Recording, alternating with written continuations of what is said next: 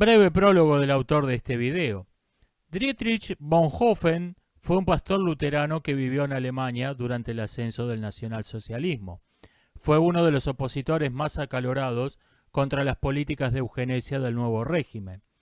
Esto, de momento, no le trajo mayores consecuencias, al menos no claras y directas. Durante la llamada Noche de las Ventanas Rotas, se dirigió al barrio judío de su ciudad y se puso a sermonear a los militantes nazis, diciéndoles que su comportamiento era inmoral y anticristiano. Le dieron una paliza y lo arrestaron. Fue enviado a una prisión normal, no a un campo de concentración, y liberado un tiempo después. Durante la guerra, fue reclutado por el coronel von Stauffenberg como espía para el fallido golpe de Estado del 20 de julio de 1944. Tras el fracaso de la conjura, Bonhoeffer fue enviado a un campo de concentración, en donde fue ahorcado unos pocos días antes de la liberación. La siguiente carta fue publicada en 2011, junto con otros documentos históricos poco conocidos de la época. Parece ser una respuesta a una carta anterior de otro miembro de la conjura, la cual no se ha conservado. Es claro que su interlocutor está al tanto del golpe y ambos hablan francamente sobre el tema.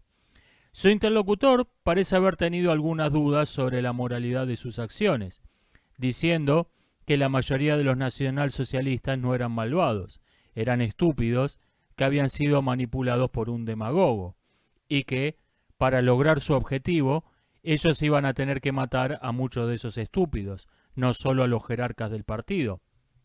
Lo que sigue es la respuesta de Bonhoeffer. La estupidez es un enemigo más peligroso del bien que la maldad. Uno puede protestar en contra del mal. Este puede ser expuesto y, de ser necesario, prevenido mediante el uso de la fuerza. El mal siempre carga consigo el germen de su propia subversión, en el hecho de que deja a su paso como mínimo un sentimiento de incomodidad. Contra la estupidez estamos indefensos. Ni las protestas ni el uso de la fuerza pueden lograr nada en este caso. Las razones caen en oídos sordos. Los hechos que contradicen los prejuicios de uno simplemente necesitan no ser creídos. En tales momentos, la persona estúpida se vuelve incluso crítica. Y cuando los hechos son irrefutables, solo se los pone a un costado como inconsecuentes, como incidentales. En todo esto, la persona estúpida, al contrario que la maliciosa, está extremadamente autosatisfecha y es fácil de irritar, volviéndose peligrosa y pudiendo atacar. Por esta razón, es necesaria una mayor cautela que con el malicioso. Nunca más debemos intentar persuadir al estúpido con razones, porque no tiene sentido y porque es peligroso. Si queremos saber cómo tratar con la estupidez, debemos comprender su naturaleza. Podemos estar seguros de que no es en esencia un defecto intelectual, sino uno moral. Hay seres humanos que son extremadamente ágiles intelectualmente y sin embargo estúpidos. Y otros que son bastante tontos intelectualmente, pero para nada estúpidos. Hemos descubierto esto para nuestra sorpresa en situaciones específicas. La impresión que nos queda es que la estupidez no es tanto un defecto congénito, sino que, bajo ciertas circunstancias, la gente es vuelta estúpida o ella misma permite que la vuelvan estúpida. Hemos notado también que las personas que se aíslan a sí mismas de las demás o que viven solas manifiestan esta tendencia con menos frecuencia que individuos o grupos de personas inclinadas o condenadas a la sociabilidad.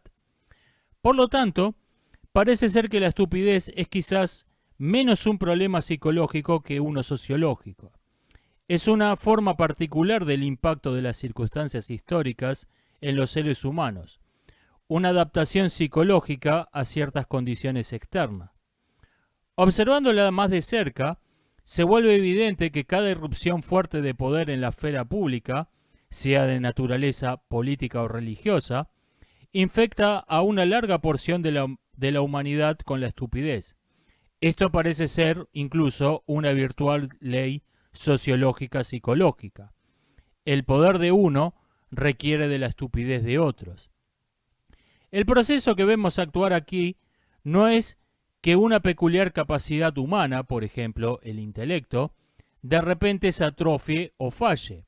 En cambio, parece ser que, bajo el aplastante impacto del poder en ascenso, los humanos son privados de su independencia interior y, de modo más o menos consciente, se rinden a establecer una posición de modo autónomo en medio de las circunstancias emergentes.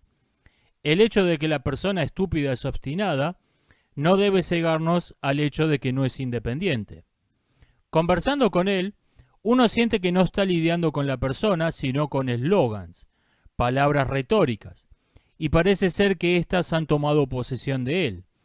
Él está bajo un hechizo, ciego, desviado y abusado desde el principio. Habiéndose convertido en una herramienta sin cerebro, la persona estúpida es a la vez capaz de cualquier maldad y al mismo tiempo incapaz de ver que eso es malvado.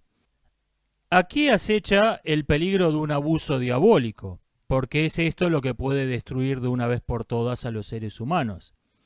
Al llegar a este punto, se vuelve evidente que solo un acto de liberación, no uno de educación, puede sobreponerse a la estupidez.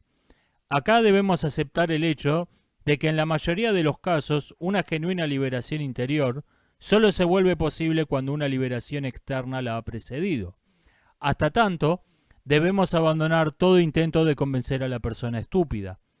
Este estado de cosas explica por qué, en tales circunstancias, nuestros intentos de conocer lo que la gente realmente piensa son vanos y por qué, bajo estas circunstancias, esta pregunta es irrelevante para la persona que está pensando y actuando de modo responsables. Las palabras de la Biblia, que el temor de Dios es el inicio de la sabiduría, declaran que la liberación interna de los seres humanos para vivir de modo responsable ante Dios es el único camino para sobreponerse a la estupidez. Pero estos pensamientos acerca de la estupidez también sirven como consuelo, en el sentido en que está totalmente prohibido para nosotros considerar que la mayoría de las personas serán estúpidas bajo cualquier circunstancia. Esto realmente va a depender de que cualquiera que esté en el poder se apoye menos en la estupidez de la gente y más en su independencia interior y en su sabiduría. I want to start here. COVID, I think you and I have been at it about the same amount of time. We both started in early spring of 2020. And along that way, I have to tell you, Pierre, unfortunately, a lot of my heroes were killed by COVID. It's just none of them died from the disease. I lost a lot of people along the way who I admired and respected. And I've also gained people who I really admire and respect. In many ways, this has been a great reshuffling of who I count as among my colleagues, my friends. And I believe I've made friends for life out of this. And so I want to talk about that process because it's a tale of two worlds. There's one world where I see people who have, I don't know what happened to them, Pierre. Whenever they wake up, I'll welcome them back with gracious, compassionate arms. But until that point in time, many of them are operating to me, and sounds a little harsh, but I believe it's true, as intellectual frauds and moral cowards. They are not following the data. They are afraid of losing job status, money, something, I don't know what. And as a consequence of that, they are not following the data. They're not helping people. They're not putting patients first. But on the other side of that, there are people who've risked it all. I count you among those, to do the right things. So that's been my impression of it. I would just love to get your take on it. I've been, let's say, like where I'd been for my whole career, like in New York, where there's like this strong narrative and all those big academic centers are telling you what to do and what not to do and what to believe. And you're overworked and don't have time and no one's showing you how to critically analyze or get that data. If you don't devote the time and really ask the difficult questions, you're going to go along with what's being told and you're going to be trusting in authority. And like, I think it's okay to trust in what you think are authoritative experts. The problem is if you get it wrong and you trust in those who are supposed to be expert and supposed to be giving good guidance and they're not. And that was the catastrophic error. And I feel like many of my colleagues simply trusted too much in supposedly authoritative and supposedly altruistic agencies. I mean, Chris, I went into this thinking, I literally came into this thinking that our agencies had our public health, the health of the public the health of the public is their primary goal and objective and purpose. Mm-hmm. And therefore all of their actions and guidance would be directed towards the elevation of that. But tell me when I sound crazy, by the way. Keep going. Yes, yeah.